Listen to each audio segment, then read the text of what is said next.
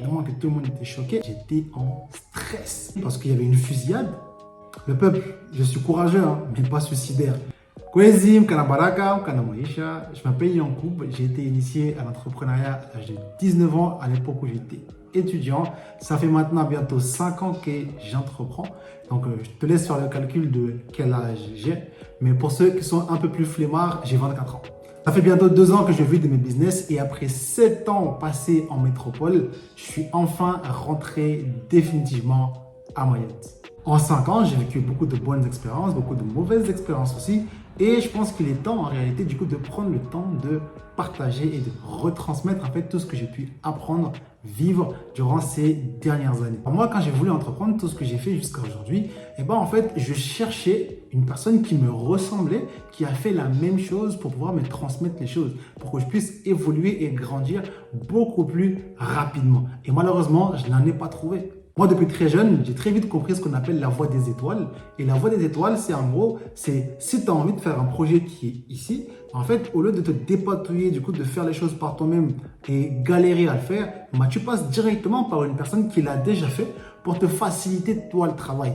Et aujourd'hui, moi, j'ai eu du mal à trouver en fait ces personnes-là. J'ai dû aller chercher à gauche, à droite et j'ai perdu beaucoup de temps. Et dans l'idée, c'est que moi, aujourd'hui, je vais pouvoir te donner ces choses-là que moi, je n'ai pas eues quand j'ai commencé à entreprendre. Et même plus que ça, quand j'ai commencé à être très, très curieux dans différents domaines. Cette série de vidéos va s'appeler J'aime, J-E-M, comme journal d'un entrepreneur mahorais. Et cet épisode va être consacré à l'un de mes plus gros investissements sur moi-même, c'est-à-dire mon voyage aux États-Unis.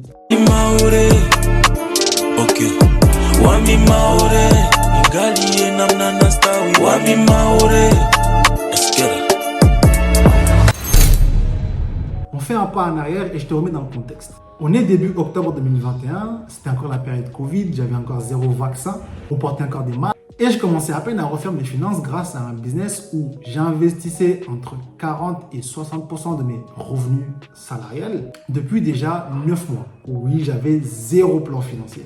Et ce mois-là, mon père, il me rappelle pour me rappeler encore une fois de repartir à l'école, pour aller finir mon bac plus 5, le temps et aimer mon bac plus 5 à Mayotte. Et moi, je lui disais pour la 100e fois que je ne retournerai pas à l'école. Et je lui disais que j'avais plus la foi de reprendre les études, surtout après avoir fait autant de choses dans mon business, parce que j'avais plus que ça en tête. À cette époque-là, j'avais déjà commencé à avoir un peu de réussite et surtout beaucoup d'échecs. Et ça m'a servi en tout cas pour comprendre de plus en plus quel type de personne je voulais devenir justement à l'avenir. Et j'étais obsédé par 2 choses, mon développement personnel et mon développement financier. En soi, me faire un peu de cash. Évidemment, pour la raison que beaucoup de personnes aujourd'hui animent, c'est mettre ses parents à l'abri du besoin, avoir une très très bonne qualité de vie. J'avais déjà arrêté les études depuis déjà maintenant 2 ans et demi, mais maintenant, va intégrer un master business stratégie avec un bac plus 3 en informatique sans payer une blinde. C'est quasiment impossible. Et je ne voulais pas que mes parents payent pour ça. Surtout que tout le monde sait que la première fonction des écoles de business, c'est simplement du coup pour faire du networking et rencontrer des personnes qui ont la même ambition que toi. Ça, c'est la fonction première. Maintenant, la deuxième fonction, c'est ensuite apprendre le business. Et je parle des écoles comme Harvard, HEC, ESSEC, etc. C'est pas une mauvaise chose, avoir un très très bon réseau de personnes aussi ambitieuses que toi, mais surtout qui sont encore plus prédéfinies à la réussite. Mais surtout, si vous sortez de la même école, vous êtes plutôt programmé à peu près de la même manière.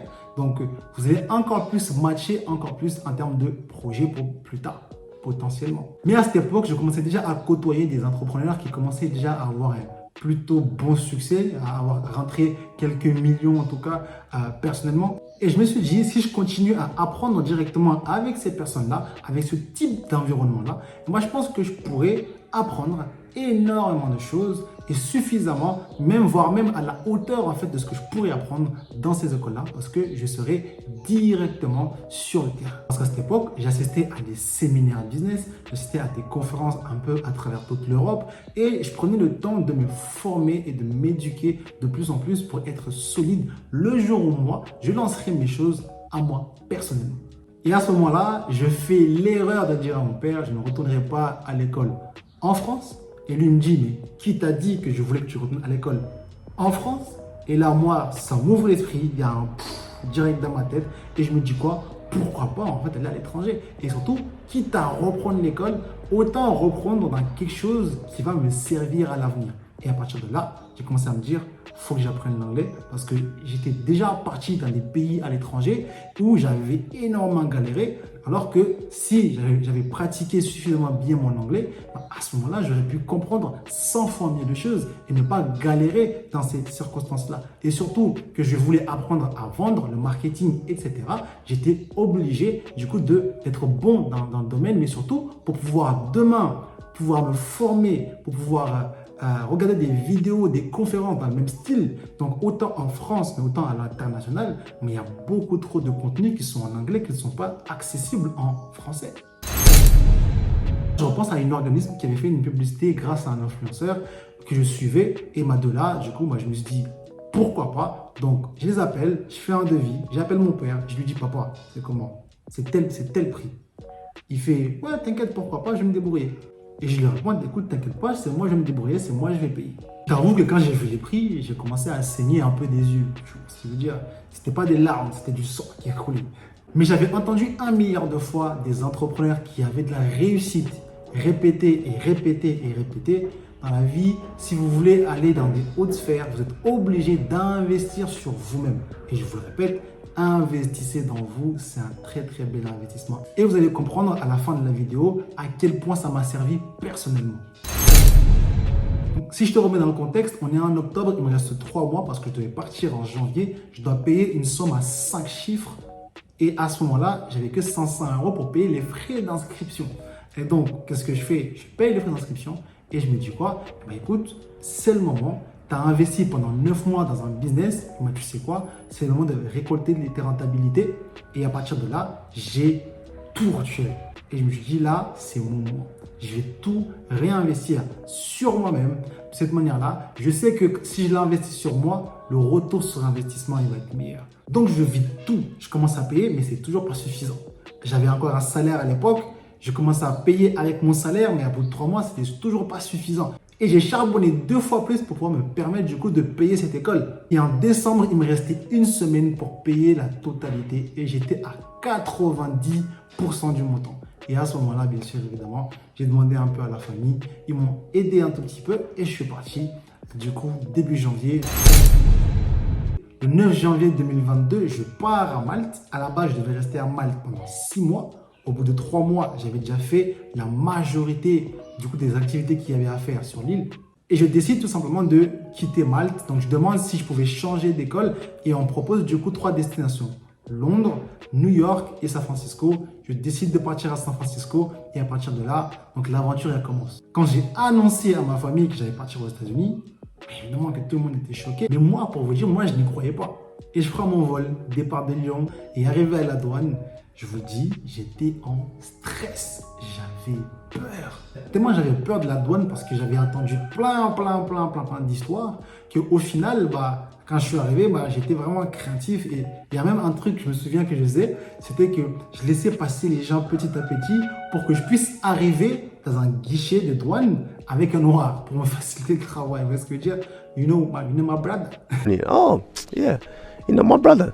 Je passe la douane, je me fais contrôler une première fois. Je prends mes valises, je me fais contrôler une deuxième fois. Et dans ma tête, la deuxième fois, ça y est, j'allais retourner en France. C'est terminé.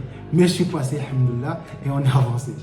Je sors dehors, les personnes qui étaient censées venir me chercher, ils étaient déjà plus là. Donc je me débrouille pour aller trouver un hôtel, dormir jusqu'au lendemain. Le lendemain, je vais à l'école. Et à partir de l'école, donc je m'inscris. Et ensuite, je vais dans ma famille d'accueil et je vais rester là-bas pendant 2 semaines. Pourquoi que 2 semaines?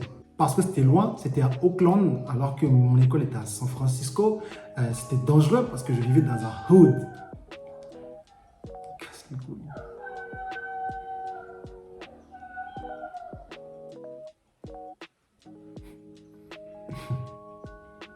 C'était un vrai checks. Les mecs qui passaient dans une voiture avec des enceintes énormes. Les gros camions trucks qui faisaient la taille de mon petit frère. Je suis pas petit frère. Les mecs qui roulaient en voiture, qui se balancent comme ça, là, avec les roues, qui sautaient un peu comme ça. Et réellement, c'était comme dans les films. Et je suis resté là pendant 2 semaines. Et je me suis barré. Parce que entre les fois où je prenais le train pour rentrer chez moi et la station où je devais descendre n'était pas desservie parce qu'il y avait une fusillade. La fois, parce que c'est arrivé une seule fois, où je dormais chez moi et il y avait des coups de feu à 2 rues de chez moi que j'entendais le soir. En plus de la distance, en plus de vivre dans une maison à 10 avec 8 Français et 2 anglophones, le peuple, je suis courageux, hein, mais pas suicidaire. Donc je me suis cassé à bout de 2 semaines. Je vais à un internat directement dans la ville et je reste là-bas pendant tout le reste de mon séjour. Pendant 2 mois, je me forme, je visite la ville, je travaille en même temps, oui, avec 9 heures de décalage horaire entre l'Europe et San Francisco. Donc c'est pour te dire que je dormais très souvent à 4 heures du matin. Mes journées étaient bien remplies au final. J'ai pu progresser énormément en anglais. Je suis passé d'un niveau A2 à B2, presque C1. J'ai commencé la C1, mais je ne l'ai pas terminé. Mais je pense qu'aujourd'hui, j'ai dû l'atteindre parce que j'ai beaucoup pratiqué. J'ai visité San Francisco, Los Angeles, Santa Monica, Las Vegas. Je me suis fait des potes à l'international, des Américains, des Suisses, des Japonais, des Chinois. C'est un investissement sur moi-même qui m'a coûté très cher et je ne le regrette pas du tout. Grâce à ça, j'ai pu accéder à des formations anglophones qui m'ont formé en business stratégie, en marketing, en vente, en persuasion et plein d'autres formations où j'ai pu accéder, des séminaires, etc., etc. Mais surtout, je peux consommer du contenu en anglais à foison parce qu'aujourd'hui, j'ai suffisamment pratiqué pour comprendre juste à l'écoute, mais évidemment, j'ai encore beaucoup de progrès à faire. Il y a plein d'avantages et c'est surtout aligné en fait avec mes projets.